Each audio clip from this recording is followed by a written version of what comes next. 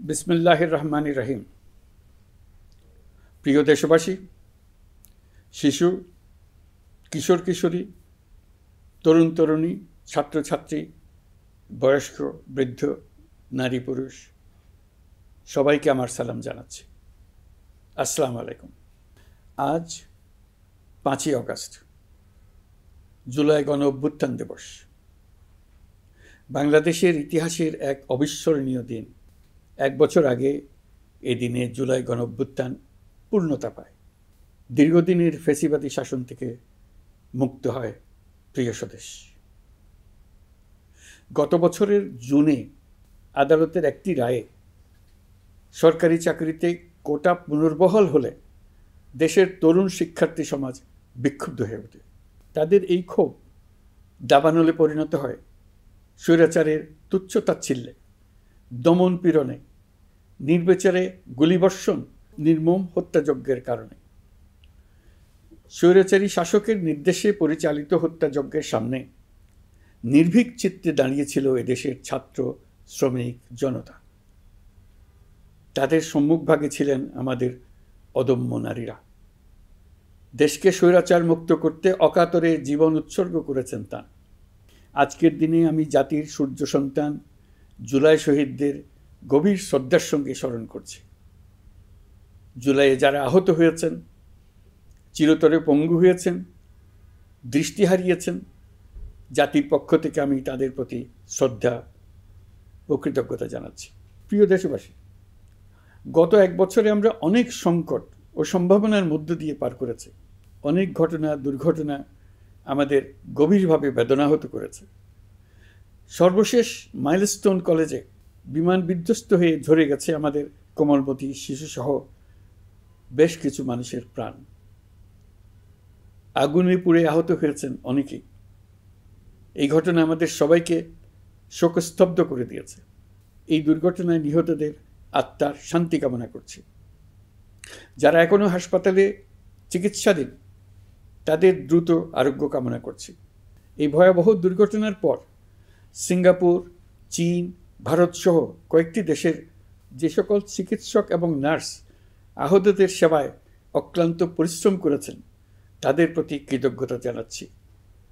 যারা রক্ত দিয়ে আহতদের পাশে দাঁড়িয়েছেন, কৃতজ্ঞতা জানাচ্ছি তাদের প্রতিও। প্রিয় দেশবাসী, জুলাই অভ্যুত্থানের পর আমরা অনেক দূর পথ অতিক্রম করে এসেছি। আমাদের জাতীয় জীবনে শান্তি শৃঙ্খলা ফিরে এসছে, অর্থনীতিতে গতিশীলতা এসছে, সংকট দূর হয়েছে। মাত্র কয়েকদিন আগে যুক্তরাষ্ট্রের সঙ্গে আমরা সফলতার সঙ্গে শুল্ক আলোচনা সমাপ্ত করেছি। এর ফলে আমাদের অর্থনীতির সম্ভাবনা বহুগুণ বেড়ে গিয়েছে।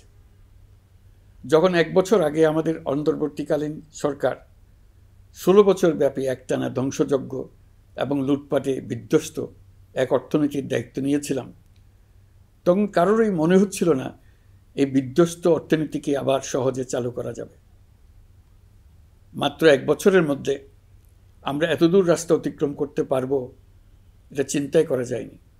অর্থনীতি ঘুরে দাঁড়িয়েছে, এখন দ্রুত গতিতে এগিয়ে যাবার পালা। আমরা এখন অন্তর্বর্তী সরকার থেকে একটি নির্বাচিত সরকারের হাতে রাষ্ট্র পরিচালনার দায়িত্ব তুলে দেওয়ার দিকে অগ্রসর হচ্ছি। আমরা দায়িত্ব গ্রহণের 4 মাসের মাথায় জাতির উদ্দেশ্যে দেওয়া ভাষণে আমি প্রতিশ্রুতি দিয়েছিলাম 2026 সালের জুনের মধ্যে দেশের আগামী জাতীয় সংসদ নির্বাচন আয়োজন করব। তবে নির্বাচনের আগে আমাদের অত্যাবশ্যকীয় কয়েকটি কাজ সম্পন্ন করতে হবে। এর মধ্যে অন্যতম হল জুলাই ঘোষণাপত্র ও জুলাই সনদ। আজ জুলাই গণ অভ্যুত্থান দিবসে সকল রাজনৈতিক দলকে সঙ্গে নিয়ে আমরা জাতির কাছে জুলাই ঘোষণাপত্র উপস্থাপন করেছি। এই ঘোষণাপত্রে মহান মুক্তিযুদ্ধ সহ বাংলাদেশের মানুষের অতীতের বিভিন্ন ঐতিহাসিক ও গণতান্ত্রিক সংগ্রাম থেকে শুরু করে জুলাই অভ্যুত্থানের প্রেক্ষাপট বর্ণনা করা হয়েছে। আমাদের 3টি দায়িত্ব ছিল: সংস্কার, বিচার ও নির্বাচন। জুলাই অভ্যুত্থানের ছাত্র, শ্রমিক, জনতা দেয়ালে দেয়ালে যে প্রত্যাশার কথা লিখে রেখেছিল, তার অন্যতম ফোকাস ছিল রাষ্ট্র ব্যবস্থার গণতান্ত্রিক সংস্কার। সেই লক্ষ্যে আমরা বেশ কয়েকটি সংস্কার কমিশন গঠন করেছিলাম। তাদের মধ্যে প্রধান প্রধান সংস্কার কমিশনগুলো যে সুপারিশ পেশ করেছে সেগুলোর মধ্যে স্বল্প সময়ের মধ্যে আশু বাস্তবায়নযোগ্য বহু সংস্কার আমরা ইতিমধ্যে সম্পন্ন করেছি। এই সংস্কারগুলোর মাধ্যমে অর্থনৈতিক খাত, বিচার ব্যবস্থা ও জনপ্রশাসনে গতিশীলতা আসবে, স্বচ্ছতা ও জবাবদিহিতা বহুলাংশে বৃদ্ধি পাবে, দুর্নীতি, অনিয়ম ও হয়রানি হ্রাস পাবে।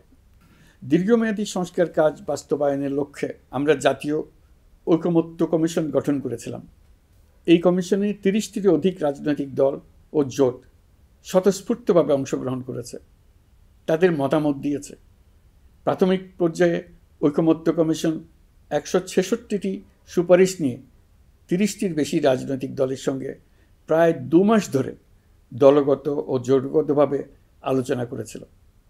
এই প্রক্রিয়ায় যেসব বিষয়ে রাজনৈতিক দলগুলোর মধ্যে ঐকমত্য প্রতিষ্ঠিত হয়েছিল সেগুলো বাদ দিয়ে কমিশনের পক্ষ থেকে 19টি মৌলিক সংস্কারের বিষয় চিহ্নিত করা হয়। দ্বিতীয় পর্যায়ে 23 দিন ধরে আলোচনা শেষে 19টি বিষয়ের বেশিরভাগ ক্ষেত্রেই ঐকমত্য প্রতিষ্ঠা করা সম্ভব হয়েছে, যদিও কয়েকটি ক্ষেত্রে কিছু কিছু রাজনৈতিক দলের নোট অফ ডিসেন্ট রয়েছে। সংস্কারের ক্ষেত্রে আমরা আমাদের লক্ষ্যে পৌঁছাতে পেরেছি। ঐকমত্য কমিশনের পরিচালনায় দেশের সকল রাজনৈতিক দল মিলে দীর্ঘদিন ধরে প্রতিনিয়ত আলাপ আলোচনার ভিত্তিতে জুলাই সনদ চূড়ান্ত হওয়ার পর্যায়ে এসছে। জুলাই সনদ একটি ঐতিহাসিক অর্জন। এটা শুধু আমাদের রাজনৈতিক ইতিহাসে নয়, বৃহত্তর পরিমণ্ডলের রাজনৈতিক ইতিহাসেও স্মরণীয় হয়ে থাকবে। দলিল তো স্মরণীয় হয়ে থাকবেই, এটা রচনার প্রক্রিয়াও স্মরণীয় হয়ে থাকবে। এই দলিল প্রণয়নের জন্য আমি সকল রাজনৈতিক দলের নেতৃবৃন্দকে এবং ঐকমত্য কমিশনের সদস্যবৃন্দকে, বিশেষ করে এই উদ্যোগের নেতৃত্বদানকারী প্রফেসর আলী রিয়াজকে জাতির পক্ষ থেকে অশেষ কৃতজ্ঞতা ও ধন্যবাদ জানাচ্ছি। রাজনৈতিক দলের প্রতিনিধিরা অত্যন্ত সৌহার্দ্যপূর্ণ পরিবেশে আলোচনায় অংশ নিয়েছেন। মতপার্থক্য থাকা সত্ত্বেও সকল রাজনৈতিক দলের মধ্যে ঐকমত্য তৈরির চেষ্টা ছিল। আমরা আশা করছি এই ঐকমত্যের ভিত্তিতে অচিরে রাজনৈতিক দলগুলি জুলাই সনদে স্বাক্ষর করবে এবং এর বাস্তবায়নেও ঐকমত্যে পৌঁছাবে। জুলাই সনদ বাংলাদেশে সুষ্ঠুভাবে ক্ষমতা হস্তান্তর, জবাবদিহিমূলক রাষ্ট্রীয় প্রতিষ্ঠানগুলোর স্বাধীনতা ও সক্ষমতা, নাগরিক অধিকারের সত্যিকারের বাস্তবায়ন, রাষ্ট্রীয় সম্পদ ও সামর্থ্যের ব্যবস্থাপনা নিশ্চিত করবে। আমাদেরকে নিশ্চিত করতে হবে ভবিষ্যতের কোনো সরকারই যেন আর ফ্যাসিস্ট হয়ে উঠতে না পারে। রাষ্ট্রকে এমনভাবে মেরামত করতে হবে যাতে কখনো কোথাও ফ্যাসিবাদের লক্ষণ পাওয়া গেলেই সেটিকে যেন তাৎক্ষণিকভাবে সেখানেই নির্মূল করা যায়, আর যেন 16 বছরের জন্য অপেক্ষা করতে না হয়, বহু মানুষকে প্রাণ দিতে না হয়, আমাদের যেন আরেকটি গণ অভ্যুত্থানের প্রয়োজন না হয়। জুলাই আগস্টের মানবতা বিরোধী অপরাধ মামলায় বিচার কাজ দৃঢ়ভাবে এগিয়ে চলেছে। বিচারের আনুষ্ঠানিক শুনানি পর্বও শুরু হয়েছে। ইতিহাসের নির্মম হত্যাযজ্ঞে যারা জড়িত তাদের বিচার এদেশের মাটিতে হবেই। বিচার প্রক্রিয়া ও এর ফলাফল ক্রমান্বয়ে মানুষের কাছে প্রকাশিত হতে থাকবে। বিচারের পুরো প্রক্রিয়া দেশবাসীর কাছে স্বচ্ছ ও দৃশ্যমান রাখা হচ্ছে। এবার আমাদের সর্বশেষ দায়িত্ব পালনের পালা, নির্বাচন অনুষ্ঠান। আজ এই মহান দিবসে আপনাদের সামনে এই বক্তব্য রাখার পর থেকেই আমরা আমাদের সর্বশেষ এবং সবচেয়ে গুরুত্বপূর্ণ অধ্যায়ে প্রবেশ করব। আমরা এবার একটা নির্বাচিত সরকারের কাছে দায়িত্ব হস্তান্তরের প্রক্রিয়া শুরু করব। অন্তর্বর্তী সরকারের পক্ষ থেকে আমি প্রধান নির্বাচন কমিশনারের কাছে চিঠি পাঠাব যেন নির্বাচন কমিশন আগামী রমজানের আগে 2026 সালের ফেব্রুয়ারি মাসে জাতীয় নির্বাচন অনুষ্ঠানের আয়োজন করেন। আপনারা সকলেই দোয়া করবেন যেন সুন্দরভাবে নির্বাচন অনুষ্ঠান করে এদেশের সকল নাগরিক একটি নতুন বাংলাদেশ গড়ার কাজে সফলভাবে এগিয়ে যেতে পারে। আমরা সরকারের পক্ষ থেকে এই নির্বাচন যাতে সুষ্ঠু, শান্তিপূর্ণ এবং উৎসবমুখরভাবে সম্পন্ন করা যায় সেজন্য সকল প্রকার সাহায্য সহযোগিতা প্রদান করব। এবারের নির্বাচন যেন আনন্দ উৎসবের দিক থেকে, শান্তি শৃঙ্খলার দিক থেকে, ভোটার উপস্থিতির দিক থেকে সৌহার্দ্য ও আন্তরিকতার দিক থেকে দেশের ইতিহাসে স্মরণীয় হয়ে থাকে। সেই জন্য সকল আয়োজন সম্পন্ন করতে আগামীকাল থেকে আমরা সকলেই মানসিক প্রস্তুতি ও প্রাতিষ্ঠানিক আয়োজন শুরু করব। নির্বাচনে ভোটারদের সম্পর্কে দুই একটা কথা বলতে চাই। এবার আমরা প্রবাসী ভোটারদের ভোট দেওয়ার আয়োজন নিশ্চিত করতে চাই। অর্থনৈতিক দিক থেকে সম্পূর্ণ বিধ্বস্ত বাংলাদেশ যে আবার দ্রুত ঘুরে দাঁড়াতে পেরেছে, তার বড় কারণ হলো আমাদের রেমিটেন্স যোদ্ধাদের ঐতিহাসিক অবদান। নির্বাচনে তাদের অংশগ্রহণ নিশ্চিত করার জন্য নির্বাচন কমিশন প্রস্তুতি নিচ্ছে। নারী ভোটাররা যেন দেশের সর্বত্র নির্দ্বিধায় আনন্দোৎসাহ সহকারে তাদের ভোট দিতে পারে, এটা নিশ্চিত করতে চাই। এবার যেন কেন্দ্রে কেন্দ্রে নারী ভোটারদের ঢল নামে, আমরা সেই লক্ষ্যে সমস্ত ব্যবস্থা গ্রহণ করব। দেশের মানুষের ভোটাধিকার কেড়ে নেবার কারণে গত 15 বছর ধরে নাগরিকবৃন্দ ভোট দিতে পারেনি।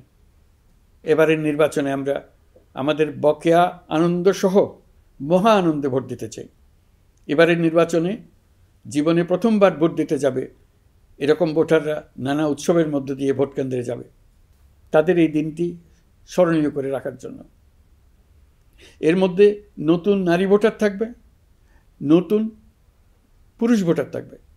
এর মধ্যে এমন ভোটার থাকবে যারা 15 বছর আগে থেকেই ভোট দিতে পারত, কিন্তু জীবনে একবারও ভোট দিতে পারেনি। এর মধ্যে আসবে যারা 10 বছর আগে, 5 বছর আগে ভোট দিতে পারত কিন্তু পারেনি। আর আসবে ভাগ্যবান ও ভাগ্যবতীর দল, যারা এই প্রথমবার ভোটার হওয়ার যোগ্যতা লাভ করলো এবং সঙ্গে সঙ্গে ভোট দেওয়ার সুযোগও পেয়ে গেল। নির্বাচনের দিনকে আমরা ঈদের উৎসবের মতো করতে চাই। এবারের ভোটের আনন্দ থাকবে সবার মধ্যে। আপনারা সবাই বাচ্চা কাচ্চাদের নিয়ে ভোট কেন্দ্রে যাবেন। নাগরিক অধিকার প্রয়োগের মহা আনন্দ পরবর্তী বংশধরদের কাছে তুলে ধরার জন্য এখন থেকে প্রতিদিন আলাপ আলোচনা করুন। আপনার এলাকায় ভোটদান ব্যবস্থা কেমন হলে সুন্দর হয়, কেমন হলে আনন্দমুখর হয়, সেটা আগে থেকে ঠিক করার জন্য। নতুন বাংলাদেশ গড়ার কাজের ভিত্তি রচনা হবে এবারের নির্বাচনে। তার জন্য প্রস্তুতি নিন। প্রিয় দেশবাসী, দেশের ইতিহাসে এখন পর্যন্ত যতগুলো বড় সংঘাত, সহিংসতার ঘটনা ঘটেছে, তার সবগুলোর নেপথ্য কারণ ছিল ত্রুটিপূর্ণ নির্বাচন। ত্রুটিপূর্ণ নির্বাচনের মধ্য দিয়ে কোনো দল যদি গায়ের জোরে নির্বাচিত হয়ে ক্ষমতায় আসে, তার চূড়ান্ত পরিণতি কী তার জুলাই অভ্যুত্থান আমাদের দেখিয়ে দিয়েছে। আমরা ইতিহাসের কলঙ্কিত কোনো অধ্যায়ের পুনরাবৃত্তি আর করতে চাই না। আপনারা প্রত্যেকেই অবগত আছেন, একটা গোষ্ঠী নির্বাচনকে বাধাগ্রস্ত করার জন্য উন্মুখ হয়ে আছে। তারা দেশের গণতান্ত্রিক অগ্রযাত্রাকে ব্যাহত করতে দেশের বাইরে বসে ভেতরে থেকে নানা অপচেষ্টায় লিপ্ত রয়েছে। আমাদেরকে অবশ্যই খেয়াল রাখতে হবে তারা যেন নির্বাচনকে সংঘাতময় করে তোলার কোনো রকমের সুযোগ না পায়। মাথায় রাখবেন, পরাজিত শক্তি নির্বাচনের আগ পর্যন্ত বারবার মাথাচাড়া দিয়ে ওঠার চেষ্টা করবে, কিন্তু একটি অবাধ, সুষ্ঠু, নিরপেক্ষ নির্বাচন সফলভাবে আয়োজন করা গেলে অপশক্তির পরাজয় চূড়ান্ত হবে। নির্বাচন সংক্রান্ত বিষয়ে প্রতিনিয়ত পরামর্শ নেওয়ার জন্য আমরা প্রযুক্তির সাহায্য নেব। এই জন্য একটি অ্যাপ তৈরির উদ্যোগ নিচ্ছি। দ্রুত এই অ্যাপটি চালু হবে। আপনারা আপনাদের সকল পরামর্শ, সকল মতামত, সকল আশঙ্কা এবং উদ্যোগের কথা এই অ্যাপের মাধ্যমে আমাদেরকে জানাবেন। আমরা তা যথাযথ কর্তৃপক্ষকে জানিয়ে দেব, সমস্যা সমাধানের জন্য ব্যবস্থা নেব। রাজনৈতিক দলগুলোর প্রতি আমার আহ্বান থাকবে, আপনাদের নির্বাচনী ইশতেহারে, আপনাদের প্রতিশ্রুতি, প্রতিজ্ঞা, পরিকল্পনায় কোনো কিছুতেই যেন তরুণরা বাদ না পড়ে, নারীরা বাদ না পড়ে। মনে রাখবেন, যে তরুণ তরুণীরা বাংলাদেশকে বদলে দিয়েছে, তারা বিশ্বকেও বদলে দেওয়ার ক্ষমতা রাখে। আপনার দল থেকে তাদেরকে সেই সুযোগ দেওয়ার উদ্যোগ নেন। আগামী নির্বাচনে সবাই নিরাপদে যার যার পছন্দের প্রার্থীকে ভোট দেবে, এটা নিয়ে কারো কোনো আপত্তির সুযোগ রাখা যাবে না। আমরা সবাই সবার পছন্দের প্রতি সম্মান দেখাবো, এটাই হোক আমাদের প্রতিজ্ঞা। প্রিয় দেশবাসী, আপনারা জানেন, সরকার দায়িত্ব গ্রহণের পরপরই দেশের দক্ষিণ ও উত্তরাঞ্চলে যে ভয়াবহ বন্যা পরিস্থিতি তৈরি হয়েছিল, তা ফসল উৎপাদনে ব্যাপক ক্ষতি সাধন করেছে। এর ফলে নিত্য প্রয়োজনীয় পণ্যের মূল্যবৃদ্ধির আশঙ্কা হয়েছিল। তবে সংশ্লিষ্ট প্রতিষ্ঠান ও কর্তৃপক্ষের যথাযথ পদক্ষেপ, নজরদারি ও ও মধ্যস্বত্বভোগীদের দৌরাত্ম্য কমানোর ফলে এটি এড়ানো গেছে। বিশেষ করে এবছরের পবিত্র মাহে রমজান মাস থেকে শুরু করে এখন পর্যন্ত বাজার পরিস্থিতি স্থিতিশীল রয়েছে। মূল্যস্ফীতির নিয়ন্ত্রণ ছিল আমাদের জন্য সবচেয়ে বড় চ্যালেঞ্জ। ভঙ্গুর অর্থনীতি ও বন্যার কারণে খাদ্য মূল্যস্ফীতি হয়েছিল প্রায় 14%। এখন সেটা অর্ধেকে নেমে আসছে। আমরা আশা করছি ডিসেম্বরের মধ্যে এটা 6% নেমে আসবে। এই জুন মাসে দেশের সার্বিক মূল্যস্ফীতি কমে 8.48% হয়েছে, যা বিগত 35 মাসের মধ্যে সর্বনিম্ন। এই নিয়ে 4 মাস ধরে সার্বিক মূল্যস্ফীতি ক্রমান্বয়ে কমেছে। বর্তমান অন্তর্বর্তীকালীন সরকারের প্রতি প্রবাসীদের অসীম আস্থার ফলে মুদ্রাবাজারেও স্থিতিশীলতা ফিরে এসছে।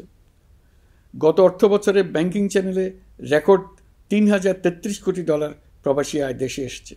রপ্তানি আয়ে প্রায় 9% প্রবৃদ্ধি হয়েছে।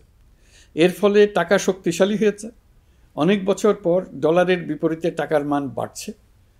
গত 11 মাসে বৈদেশিক পাওনাদারদের পাওনা সুদ ও আসল বাবদ $4 বিলিয়ন অর্থাৎ $400 কোটি অর্থ পরিশোধ করা হয়েছে, যা এ যাবৎকালের সর্বোচ্চ। আগের বকেয়া আদায় পরিশোধের পরও বৈদেশিক মুদ্রার রিজার্ভ বাড়ছে। আগামীতে এই ধারা বজায় থাকবে বলে আমরা আশা করি। বিদেশি বিনিয়োগ বৃদ্ধিতে বিভিন্ন উদ্যোগ নেওয়ার ফলে এই বছরের প্রথম 3 মাসে বিদেশি বিনিয়োগ এসছে $10,500 কোটি। গত বছরের একই সময়ের তুলনায় এটা দ্বিগুণেরও বেশি। আর অক্টোবর থেকে হিসাব করলে 6 মাসে ফরেন ডাইরেক্ট ইনভেস্টমেন্ট এসছে $16,500 কোটি, যা গত সরকারের আমলের শেষ 6 মাসের তুলনায় দ্বিগুণ। কর্মসংস্থান সৃষ্টি অন্তর্বর্তীকালীন সরকারের অন্যতম বড় লক্ষ্য। সম্প্রতি হংকং ভিত্তিক শিল্পগোষ্ঠী হান্ডা বাংলাদেশের বস্ত্র ও তৈরি পোশাক খাতে $250 মিলিয়ন বিনিয়োগের প্রতিশ্রুতি নিয়ে এসছে, যা এই খাতে চীনা কোনো কোম্পানির একক সর্বোচ্চ বিনিয়োগ। তাদের এই বিনিয়োগের ফলে 25,000 লোকের কর্মসংস্থান হবে। আমরা দৃঢ়ভাবে বিশ্বাস করি হান্ডার এই বিনিয়োগ আরও চীনা কোম্পানিকে এই দেশে বিনিয়োগের জন্য উৎসাহিত করবে। এর মাধ্যমে আমাদের তরুণ তরুণীদের কর্মসংস্থানের পথ খুলবে। গত 16 বছরে দেশ থেকে যে বিপুল পরিমাণ অর্থ পাচার হয়ে গিয়েছে, আমরা সেটা ফিরিয়ে আনার উদ্যোগ নিয়েছি। এই দীর্ঘ আইনি প্রক্রিয়ার জন্য সরকার নামকরা বিদেশি আইনি প্রতিষ্ঠানকে নিয়োগ দিয়েছে। যথাযথ আইনি পদক্ষেপের ফলে বিশ্বের বিভিন্ন দেশে ফেসিবাদী দুর্বৃত্তরা যে অর্থ সম্পদের পাহাড় গড়েছে তার কিছু কিছু ইতিমধ্যে জব্দ হয়েছে। এই কার্যক্রম সঠিকভাবে চালিয়ে যেতে পারলে অল্প সময়ের মধ্যে আরও কিছু ইতিবাচক ফলাফল পাওয়া যাবে বলে আমি বিশ্বাস করি। দেশের ভেঙে পড়া অর্থনীতিকে মজবুত করতে হলে আমাদের চিন্তায় মৌলিক পরিবর্তন আনতে হবে। আমি বরাবরই বলে এসেছি, এদেশের নদী ও বিশাল সমুদ্র আমাদের মূল্যবান সম্পদ। আমরা এই সম্পদকে কাজে লাগিয়ে সমান্তরালভাবে পানিভিত্তিক অর্থনীতি গড়ে তুলতে চাই। আমরা প্রায় ভুলে যাই যে বঙ্গোপসাগরের একটা অংশও আমাদের দেশ। এর পরিমাণ আমাদের মোট জমির পরিমাণের চাইতে বেশি। আমরা প্রায় সবসময় জমিভিত্তিক আমাদের অর্ধেক দেশ নিয়ে মাথা ঘামাই, বাকি পানিভিত্তিক অর্ধেক দেশকে হিসাবেই ধরি না, কারণ আমরা ওই অংশে বসবাস করি না। আমরা তো হাওর বাওরেও বসবাস করি না, তাই বলে তো তাকে হিসাবের বাইরে রাখেন। এখন থেকে আমাদের অংশের বঙ্গোপসাগরকে আমরা আমাদের দেশের মূল্যবান অংশ, এই কথা সবসময় মাথায় রেখে অগ্রসর হব। এই অংশের পানির উপর দিয়ে দেশ বিদেশের সঙ্গে আমরা বাণিজ্য করব। তার মাধ্যমে আমরা পুরো পৃথিবীকে আমাদের প্রতিবেশী বানাবো। এই পানির মধ্যে আছে অফুরন্ত সম্পদ, মৎস্য সম্পদ, যা প্রতি বছর ফসল দেয়। এই পানির নিচে আছে অফুরন্ত গ্যাস। এর সব কিছুকে নিয়েই প্রতিনিয়ত আমাদের চিন্তাভাবনাকে চালিত করতে হবে। বর্তমান সরকার চট্টগ্রাম বন্দর ব্যবস্থাপনাকে নতুন করে সাজানোর উদ্যোগ নিয়েছে। সরকার সম্প্রতি বাংলাদেশ নৌবাহিনী পরিচালিত ড্রাই ডক লিমিটেডকে নিউ মেরিন টার্মিনাল কন্টেইনার হ্যান্ডলিংয়ের দায়িত্ব দিয়েছে। তারা কাজ শুরু করা মাত্রই কিছু ইতিবাচক পরিবর্তন এসছে। প্রথম 2 সপ্তাহে দেখা গেছে আগের তুলনায় প্রতিদিন গড়ে 225টি বেশি কন্টেইনার হ্যান্ডলিং হচ্ছে। এই বন্দরকে আধুনিকভাবে গড়ে তোলা গেলে তা শুধু বাংলাদেশের অর্থনীতিতেই ভূমিকা রাখবে না, নেপাল, ভুটান সহ পার্শ্ববর্তী অঞ্চলের অর্থনীতিতে ইতিবাচক ভূমিকা রাখতে সক্ষম হবে। বিনিময়ে তারাও উপকৃত হবে, আমরাও উপকৃত হব। আমাদের উপকূল অঞ্চল অফুরন্ত সম্ভাবনার আধার। কুমিরা থেকে টেকনাফ পর্যন্ত নানা বন্দরের কর্মচাঞ্চল্যে সমগ্র উপকূল অঞ্চলকে দক্ষিণ এশিয়ার একটি গুরুত্বপূর্ণ অর্থনৈতিক প্রাণকেন্দ্র হিসেবে প্রতিষ্ঠা করবে। এই পুরো অঞ্চলে অনেকগুলো শিল্পাঞ্চল গড়ে উঠবে শুধু সমুদ্রের সান্নিধ্য এবং তার ব্যবহারের দক্ষতার কারণে। সমুদ্র উপকূলীয় অঞ্চলের সম্পদ ও পরিবেশের টেকসই ব্যবহার নিশ্চিত করতে আমাদের বন্ধু দেশগুলোর সঙ্গে আলোচনা শুরু করেছি। তারা উৎসাহ সহকারে সাড়া দিয়েছেন। গভীর সমুদ্রকে আমরা এখনও আমাদের কল্যাণে কাজে লাগাতে পারিনি। একে কেন্দ্র করে আমরা মাছ পালন, আহরণ ও প্রক্রিয়াজাতকরণের শিল্প গড়ে তুলতে কাজ শুরু করেছি। এতে করে লক্ষ লক্ষ মানুষের কর্মসংস্থান হবে, আমাদের অর্থনীতি নতুন শক্তিতে বলীয়ান হবে। প্রিয় দেশবাসী, প্রবাসী বাংলাদেশিদের জন্য ভিসা সংক্রান্ত জটিলতা দূর করতে আমরা গভীরভাবে কাজ করে যাচ্ছি। বাংলাদেশি নাগরিকদের জন্য আরব আমিরাত পুনরায় ভিসা চালু করেছে। মালয়েশিয়া কর্তৃপক্ষ বাংলাদেশি কর্মীদের জন্য প্রথমবারের মতো মাল্টিপল এন্ট্রি ভিসা চালু করেছে। অন্যান্য দেশের সঙ্গেও ভিসা জটিলতা কীভাবে কমিয়ে আনা যায় এ নিয়ে আমরা কাজ করে যাচ্ছি। আগামী 5 বছরে জাপানে অন্তত 1 লক্ষ বাংলাদেশি তরুণদের পাঠানোর প্রস্তুতি শুরু করেছে। তরুণদের সেখানে পাঠানোর জন্য বিশেষ প্রশিক্ষণ, অন্যান্য ব্যবস্থাও আমরা নিতে শুরু করেছি। এর পাশাপাশি আমরা ইতালি, দক্ষিণ কোরিয়া, সার্বিয়া সহ বিভিন্ন দেশে দক্ষ কর্মীদের পাঠানোর উদ্যোগ নিয়েছি। সৌদি আরব, জর্ডান, ওমান সহ বিভিন্ন দেশে নথিপত্রের কারণে যে প্রবাসীরা ইরেগুলার হয়ে গিয়েছিলেন তাদেরকে রেগুলারাইজ করার জন্য ব্যবস্থা নিয়েছে। আমরা বিভিন্ন দেশের সঙ্গে বিদ্যমান চুক্তিগুলোকে পর্যালোচনা করে দেখছি যাতে আমাদের প্রবাসী ভাই বোনদের জন্য সেগুলো স্বস্তিদায়ক হয়। দেশে এবং দেশের বাইরে বাংলাদেশের নাগরিকরা যে যেখানে অবস্থান করছে তারা যাতে সব ধরনের নাগরিক সুবিধা পান, আমরা সেই বিষয়ে উদ্যোগ নিয়েছি। চলতি বছর আমাদের নানা উদ্যোগের ফলে প্রায় 87,000 বাংলাদেশি সুষ্ঠুভাবে হজ পালন করতে পেরেছেন। হজের ব্যয়ও অন্যান্য বছরের তুলনায় আমরা কমিয়ে আনতে পেরেছি। হাজিরা যাতে নির্বিঘ্নে হজ সম্পন্ন করতে পারে সেজন্য লাব্বায়েক নামে অ্যাপ চালু করেছে, যার মাধ্যমে ঘরে বসেই হাজিদের আত্মীয় স্বজন, পরিবার পরিজন তাদের অবস্থান প্রতি মুহূর্তে জানতে পেরেছেন। এই বছর দক্ষিণ এশিয়ার অন্যান্য দেশগুলোতেও আমাদের হজ ব্যবস্থাপনা প্রশংসিত হয়েছে। আগামী বছরের হজ ব্যবস্থাপনা যেন আরও নির্বিঘ্নে সম্পন্ন করা যায় সেজন্য মন্ত্রণালয় এখন থেকেই প্রস্তুতি নিতে শুরু করেছে। প্রিয় দেশবাসী, জুলাই গণঅভ্যুত্থানে তরুণ শিক্ষার্থীদের পাশে ঢাল হয়ে দাঁড়িয়েছিলেন আমাদের বাবা মা ও শিক্ষকরা। আমাদের বাবা মায়েরা তাদের সন্তানকে বহু কষ্টে বড় করে বিশ্ববিদ্যালয়ে পাঠায়। লেখাপড়া শেষ করে অনেক ছাত্র অসুস্থ হয়ে বের হয়। এর কারণ আবাসিক হলের নোংরা পরিবেশ, খাবারের নিম্নমান, তার উপর দলীয় সন্ত্রাসীদের দমনপীড়ন। বিশ্ববিদ্যালয়ে পড়াশোনার পরিবর্তে প্রতিদিন শিক্ষার্থীদের জোর করে রাজনৈতিক দলের প্রোগ্রামে নিয়ে যাওয়া হতো। প্রশাসন ও শিক্ষকরা সবই জানতেন, অথচ কেউ এটি থামাতে পারেননি, চেষ্টাও করেননি। কারণ শিক্ষকদের একটি বড় অংশ প্রমোশনের জন্য, সুবিধার জন্য দলীয় রাজনীতিতে জড়িত ছিলেন, নিপীড়কের ভূমিকায় ছিলেন। প্রতিটি বিশ্ববিদ্যালয়ের আবাসিক হলগুলোতে দলীয় সন্ত্রাসীদের নিয়ন্ত্রণ আর অমানসিক নির্যাতন চলত। সেখানে গড়ে তোলা হয়েছিল টর্চার সেল। অন্তর্বর্তী সরকার প্রতিশ্রুতিবদ্ধ যে আমরা আর কখনো শিক্ষা প্রতিষ্ঠানগুলোকে এমন কোনো রাজনীতি দ্বারা কলুষিত হতে দেব না যা পড়াশোনার পরিবেশ নষ্ট করে, তরুণদের জীবন ধ্বংস করে। বাবা মায়েদের যেন সন্তানকে বিশ্ববিদ্যালয়ে পড়তে পাঠিয়ে আর কখনো শঙ্কায় থাকতে না হয়। বর্তমান সরকার দায়িত্ব গ্রহণের পরপরই শিক্ষা ব্যবস্থার উন্নতির জন্য ধারাবাহিকভাবে পরামর্শ কমিটির সঙ্গে বৈঠক করেছে, বিভিন্ন উদ্যোগ হাতে নিয়েছে। বিদ্যালয়গুলোতে শিক্ষার মান কীভাবে বাড়ানো যায় সে বিষয়ে বিভিন্ন উদ্যোগ নেওয়া হচ্ছে। সরকার কিছুদিন আগে সারা দেশের সরকারি প্রাথমিক বিদ্যালয়ের সব প্রধান শিক্ষকের বেতনের গ্রেড 1 ধাপ বাড়িয়ে 10ম গ্রেড করার সিদ্ধান্ত নিয়েছে। এটি একটি যুগান্তকারী সিদ্ধান্ত। প্রাথমিক বিদ্যালয়গুলিতে শূন্য পদে 6,500 প্রধান শিক্ষক নিয়োগের প্রক্রিয়া চলছে। প্রাথমিকের পড়াশোনার পদ্ধতিগত পরিবর্তনের দিকেও আমরা মনোযোগ দিচ্ছি। সব স্কুলে ইন্টারনেট সংযোগ ও মাল্টিমিডিয়া শ্রেণীকক্ষ তৈরির নির্দেশ দেওয়া হয়েছে। পার্বত্য চট্টগ্রামে কমপক্ষে 100টি স্কুলে এবছরের মধ্যেই ই-লার্নিং চালু হবে। ঢাকা চট্টগ্রামের অভিজ্ঞ শিক্ষকরা প্রযুক্তির সহায়তায় এসব স্কুলে শিক্ষকতা করে সেখানকার শিক্ষক ঘাটতি পূরণ করবেন। যেসব এলাকায় বিদ্যুতের ঘাটতি রয়েছে সেখানে সোলার প্যানেল বসিয়ে বিদ্যুতের ঘাটতি নিরসন এবং মোবাইল নেটওয়ার্ক ও স্টারলিংক পরিষেবা ব্যবহার করে এই সংকট মোকাবেলা করা হচ্ছে। স্কুলগুলোতে মেয়েদের জন্য বিশেষ ব্যবস্থা গ্রহণ করে তাদের পড়াশোনার উপযোগী করে তোলা হচ্ছে। স্কুলের অবকাঠামোকে নারীবান্ধব করে তুলতে স্কুল ভবন নির্মাণের সময় কমিটিতে নারী স্থপতি রাখার নিয়ম করা হয়েছে। আমাদের লক্ষ্য হলো স্কুল ভবনের ডিজাইন থেকে শুরু করে পড়াশোনার পরিবেশ চিন্তাভাবনায় মেয়েদেরকে বিশেষভাবে গুরুত্ব দেওয়া, যাতে তারা ব্যক্তিগত নিরাপত্তা ও স্বাস্থ্যের দিক থেকে স্বস্তিদায়ক পরিবেশে পড়াশোনা করতে পারে। প্রিয় দেশবাসী, জুলাই গণ অভ্যুত্থানে শহীদ ও আহত যোদ্ধাদের জন্য আমরা নিরলসভাবে কাজ করে যাচ্ছি।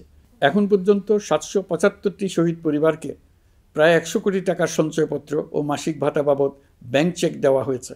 অবশিষ্ট যারা আছেন তাদেরও কয়েকটি আইনগত বিষয় নিষ্পত্তি সাপেক্ষে সঞ্চয়পত্র দেওয়ার প্রক্রিয়া চলছে। এর পাশাপাশি আহত 13,800 জন জুলাই যোদ্ধাকে 3টি ক্যাটাগরিতে নগদ টাকা ও চেক বাবদ 153 কোটি 4 লাখ টাকা প্রদান করা হয়েছে। 78 জন অতি গুরুতর আহত জুলাই যোদ্ধাকে সিঙ্গাপুর, থাইল্যান্ড, তুরস্ক এবং রাশিয়ার উন্নত চিকিৎসার জন্য পাঠানো হয়েছে এবং চিকিৎসা ব্যয় বাবদ এ পর্যন্ত প্রায় 100 কোটি টাকা ব্যয় হয়েছে। আহতদের পুনর্বাসনের জন্য সরকারের সবকটি মন্ত্রণালয়ের সম্মিলিত প্রচেষ্টায় বিভিন্ন ধরনের উদ্যোগ নেওয়া হচ্ছে। ফেসিবাদী সরকারের আমলে দেশের শহরে বন্দরে হাজারো প্রতিষ্ঠান, সড়ক, সেতু, সেনানিবাস, যুদ্ধজাহাজ, স্কুল, কলেজ, বিশ্ববিদ্যালয়ের নাম পরিবর্তন করে স্বৈরাচার তার নিজের এবং নিজের পরিবারের সদস্যদের নামে চালু করেছিল। আমরা সব নাম পরিবর্তন করে আগের নাম বা মানানসই নাম করে দিয়েছি। প্রিয় দেশবাসী, অন্তর্বর্তীকালীন সরকার এমন এক অবস্থায় দেশের দায়িত্বভার গ্রহণ করেছিল যখন প্রতিটি গণতান্ত্রিক প্রতিষ্ঠান, অফিস, আদালত বিধ্বস্ত অবস্থায় ছিল। আমাদের প্রথম এবং প্রাথমিক কাজ ছিল এই প্রতিষ্ঠানগুলো সংস্কার এবং পুনর্নির্মাণে হাত দেওয়া, আইনশৃঙ্খলা বাহিনী পুনর্গঠন, অর্থনীতি পুনরুদ্ধার, আইন আদালত, নির্বাচন কমিশন সহ যাবতীয় গণতান্ত্রিক প্রতিষ্ঠানকে সচল করা এবং নাগরিকদের নিকট দায়বদ্ধ করে তোলা। রক্তাক্ত জুলাই ছিল স্বৈরাচারের বিরুদ্ধে তরুণদের পুঞ্জীবিত ক্ষোভের বহিঃপ্রকাশ। 16 বছর ধরে সরকারের স্বৈরাচারী আচরণের বিরোধিতা করে যতগুলো আন্দোলন হয়েছে, প্রতিটিতেই দলীয় সন্ত্রাসীরা অস্ত্র হাতে আন্দোলনকারীদের আক্রমণ করেছে। প্রতিটি আন্দোলনকেই দমন করার জন্য দলীয় সন্ত্রাসীরা সর্বোচ্চ আঘাত করেছে, যেখানে আইনশৃঙ্খলা বাহিনীকেও অংশ নিতে নির্দেশ দেওয়া হয়েছে অথবা দাঁড়িয়ে দর্শকের ভূমিকায় থাকতে বলা হয়েছে। একটি স্বাধীন বিচার বিভাগের জন্য অন্তর্বর্তী সরকার সংস্কার কাজ হাতে নিয়েছে। বিচার বিভাগীয় সংস্কার কমিশনের প্রস্তাবনা অনুযায়ী সুপ্রিম কোর্ট বিচারক নিয়োগ সহ যে সকল কাজ এই সরকার স্বল্প সময়ের মধ্যে করে যেতে পারবে, সে সকল কাজের অধিকাংশ ইতিমধ্যে সম্পন্ন করা হয়ে গেছে। বাকি কাজ চলমান রয়েছে। স্বৈরাচার আমলে দলীয় বাহিনীতে পরিণত হওয়া ভঙ্গুর আইনশৃঙ্খলা বাহিনীকে নতুন করে গড়ে তোলার জন্য আমরা সর্বোচ্চ ব্যবস্থা নিয়েছি। আইনশৃঙ্খলা বাহিনী দ্বারা কোনো মানবাধিকার লঙ্ঘন যাতে না ঘটে, সেই জন্য পুলিশ সদর দপ্তরে একটি সেল কার্যকর করা হয়েছে, যেখানে মানবাধিকার সহ পুলিশ সদস্যদের মাধ্যমে সংগঠিত যে কোনো অপরাধের বিষয়ে অভিযোগ করা যায়। এই সমস্ত সেল অন্যান্য আইন প্রয়োগকারী সংস্থার প্রধান কার্যালয়ও স্থাপন করা হচ্ছে। আসামিদের জিজ্ঞাসাবাদ হবে স্বচ্ছ কাচের ঘরে। হাজতখানায় বন্দীদের মানবিক সেবা নিশ্চিত করা হবে। অভিযান পরিচালনার সময় পুলিশ যেন জিপিএস ট্র্যাকিং সিস্টেম ডিভাইস সহ বডি ক্যামেরা পরিধান করেন তা নিশ্চিত করা হবে। পুলিশ যেন আর কখনোই কোনো আন্দোলন দমনে প্রাণঘাতী অস্ত্র ব্যবহার করতে না পারে, সেই ব্যবস্থা নেওয়া হয়েছে। বেআইনি সমাবেশে বল প্রয়োগের ক্ষেত্রে জাতিসংঘের স্বীকৃত 5টি ধাপ অনুযায়ী পুলিশ সদস্যদের প্রশিক্ষণ দেওয়া হচ্ছে। সব মিলিয়ে স্বরাষ্ট্র মন্ত্রণালয়ের পুলিশ সংস্কার কমিশনের প্রস্তাব অনুযায়ী 16টি সংস্কার কাজ সম্পন্ন হয়েছে। আরও 43টি সংস্কার কাজ সমাপ্ত হওয়ার পথে। দেওয়ানি আইন, নারী ও শিশু নির্যাতন দমন আইন সহ বিভিন্ন আইনগত সংস্কার সম্পন্ন হয়েছে। সম্প্রতি সরকার ফৌজদারি কার্যবিধি সংশোধন অধ্যাদেশ 2025 অনুমোদন করেছে। এর ফলে এখন থেকে কোনো ব্যক্তিকে আটকের পর 12 ঘন্টার মধ্যে যত দ্রুত সম্ভব পরিবারকে জানাতে হবে। আটককৃত ব্যক্তিকে আইনজীবীর সঙ্গে সাক্ষাতের সুযোগ দিতে হবে। গ্রেপ্তারকৃত ব্যক্তি রিমান্ডের পর অসুস্থ বা আহত হলে তাকে ডাক্তার কর্তৃক পরীক্ষা করতে হবে এবং আঘাতের কারণ নিশ্চিত হতে হবে। তার প্রয়োজনীয় চিকিৎসা দিতে হবে। এক্ষেত্রে পুলিশের দায় থাকলে আইনি ব্যবস্থা নেওয়ার বিধান যুক্ত করা হয়েছে। এই আইনের ফলে গ্রেফতার ও আটক নিয়ে মানুষের হয়রানি অনেক কমে আসবে, পুলিশের জবাবদিহিতা বাড়বে এবং বিচারের কাজ দ্রুততর হবে। পুলিশ সংস্কার কমিশনের সুপারিশ ছিল কোনো ব্যক্তি থানায় জিডি করতে গেলে অবশ্যই তা গ্রহণ করতে হবে। জিডি গ্রহণ করা ছাড়া থানা থেকে কোনো ব্যক্তিকে ফিরিয়ে দেওয়া যাবে না। এই সুপারিশের ভিত্তিতে সরকার সিদ্ধান্ত নিয়েছে দেশের সব থানায় অনলাইনে জিডি করা যাবে। এখন থানায় জিডি না নেওয়ার আর কোনো অভিযোগ থাকবে না। গণতান্ত্রিক চর্চার অন্যতম প্রধান শর্ত গণমাধ্যমের স্বাধীনতা। অতীত ইতিহাসের দিকে তাকালে দেখা যায় মুক্ত সাংবাদিকতার ক্ষেত্রে প্রথম এবং সবচেয়ে বড় বাধা হিসেবে কাজ করেছে সরকার। অন্তর্বর্তী সরকার এইসব বাধা অপসারণে বিভিন্ন উদ্যোগ নিয়েছে। আমরা সমালোচনাকে উন্মুক্ত করে দিয়েছি। যে কেউ চাইলেই যে কোনো মাধ্যমে, সেটা মূলধারার গণমাধ্যম হোক কিংবা সামাজিক যোগাযোগ মাধ্যমেই হোক, সরকারের সমালোচনা করতে পারছেন। এমনকি রাষ্ট্রীয় গণমাধ্যমেও সরকারের সমালোচনা করা যাচ্ছে। নিকট অতীতে যা ছিল অকল্পনীয়। সাংবাদিকদের জবাবদিহিতা নিশ্চিত করার জন্য সরকার ইতিমধ্যে প্রেস কাউন্সিল পুনর্গঠন করেছে। আপনারা জানেন, সামাজিক যোগাযোগ মাধ্যমে প্রতিদিন বিপুল পরিমাণ গুজব ও অপতথ্য ছড়িয়ে পড়ছে। দেশকে অস্থিতিশীল করতে হাতিয়ারে পরিণত হয়েছে গুজব। অপতথ্য মোকাবেলা করার জন্য সাংবাদিকদের সক্ষমতা বাড়াতে বিভিন্ন ধরনের প্রশিক্ষণের ব্যবস্থা নেওয়া হচ্ছে। স্বৈরাচারী সরকার আমলে সাংবাদিকতার ক্ষেত্রে বড় বাধা ছিল ডিজিটাল নিরাপত্তা আইন, যা পরে সাইবার নিরাপত্তা আইন রূপে আবির্ভূত হয়েছিল। আমরা এই আইনটি বাতিল করেছি। এই আইনের অধীনে সাংবাদিকদের বিরুদ্ধে করা সব মামলা বাতিল করা হয়েছে। সংবাদ মাধ্যমের স্বাধীনতা নিশ্চিতকরণে এটি একটি বড় অগ্রগতি। নতুন যে আইন প্রণীত হয়েছে তাতে আগের আইনের নিবর্তনমূলক 9টি ধারা বাদ দেওয়া হয়েছে। আগের আইনের আওতায় করা 95% মামলায় এসব ধারায়। আমরা বিশ্বাস করি নতুন আইন প্রণয়নের পর সাংবাদিকদের আইনি হয়রানি বন্ধ হবে। গত বছর মানুষের প্রতিবাদকে স্তব্ধ করে দিতে ফ্যাসিবাদী সরকার ইন্টারনেট বন্ধ করে দিয়েছিল, যাতে গোপনে তারা দমন নিপীড়ন হত্যাকাণ্ড চালাতে পারে। অন্তর্বর্তী সরকার সাইবার সুরক্ষা আইন সংশোধন করে নতুন অধ্যাদেশে প্রথমবারের মতো ইন্টারনেটকে মৌলিক অধিকার হিসেবে অন্তর্ভুক্ত করেছে। সম্প্রতি আন্তর্জাতিক bandwidth real time internet traffic পরিবহনে 4 টেরাবাইট সেকেন্ডের মাইলফলক অতিক্রম করেছে বাংলাদেশ সাবমেরিন কেবলস পিএলসি। বাংলাদেশে ইন্টারনেট সেবার মান ভালো করতে সরকারের পক্ষ থেকে সর্বোচ্চ উদ্যোগ নেওয়া হয়েছে। প্রিয় দেশবাসী, আপনাদের আহ্বানে একটি ঐতিহাসিক সন্ধিক্ষণে আমরা দায়িত্বভার গ্রহণ করেছিলাম। জুলাই অভ্যুত্থানে সৃষ্ট নতুন বাংলাদেশের যে অভূতপূর্ব সম্ভাবনা জাগ্রত হয়েছে, তাকে এগিয়ে নিতে আপনারা আমাদেরকে দায়িত্ব দিয়েছিলেন। গত 12 মাস ধরে আপনাদের সবাইকে সাথে নিয়ে জুলাইয়ের দাবি পূরণের চেষ্টা করে যাচ্ছি। আসুন আজ জুলাই গণ অভ্যুত্থান দিবসে প্রতিজ্ঞাবদ্ধ হই এই জাতিকে আমরা আর কখনো বিভক্ত হতে দেব না। আমরা সকল নাগরিকের প্রতি মর্যাদাশীল থাকব, তিনি যেই পরিচয়েরই হন না কেন। আমরা দৈনন্দিন জীবনে নানা ঘাত প্রতিঘাতে সাময়িকভাবে যদি পথভ্রষ্ট হয়েও পড়ি, প্রতি বছর জুলাই আমাদেরকে নতুন করে ঐক্যবদ্ধ হতে শক্তি যোগাবে। জুলাই তরুণদের উসিলায় জাতির আত্ম আবিষ্কারের মাস, ভুলভ্রান্তি শুধরে নেবার মাস, গর্তে পড়ে যাওয়ার প্রবণতা থেকে নিজেদেরকে রক্ষা করার মাস।